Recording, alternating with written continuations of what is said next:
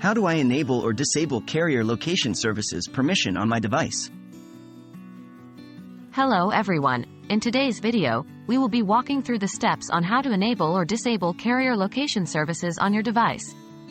This can be crucial for maintaining your privacy or for permitting certain apps to function optimally. What are carrier location services? Carrier location services allow your cellular provider to access your device's location. This can be used for various purposes like emergency services, targeted advertising, or improving network coverage. It's important to understand that managing these settings can impact your device's functionality and the accuracy of location-based services. How to access the settings menu on your device? Firstly, the process to change these settings might vary slightly depending on whether you're using an Android or iOS device. But in both cases, you need to start by accessing the settings menu on your device. Here's how. For Android, 1. Swipe down from the top of your screen to open the notification panel. 2. Tap on the gear icon to access your settings. For iOS, 1. Locate the Settings app on your home screen and tap on it to open. How to enable or disable carrier location services?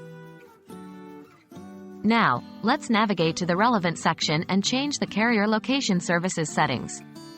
For Android, 1. Scroll down in the settings menu and find the option for location. 2. Tap on location, and you will find the option to turn it on or off. 3. To disable carrier location services, you can simply toggle the switch off. To enable, toggle it on. For iOS, 1. In the settings menu, scroll down and tap on Privacy. 2. Here, you will find the option for location services. 3.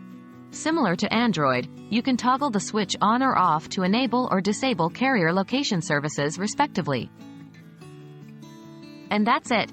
You now know how to enable or disable carrier location services on your device.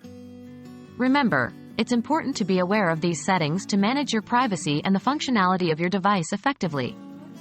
We hope this video was helpful, and stay tuned for more such informative content.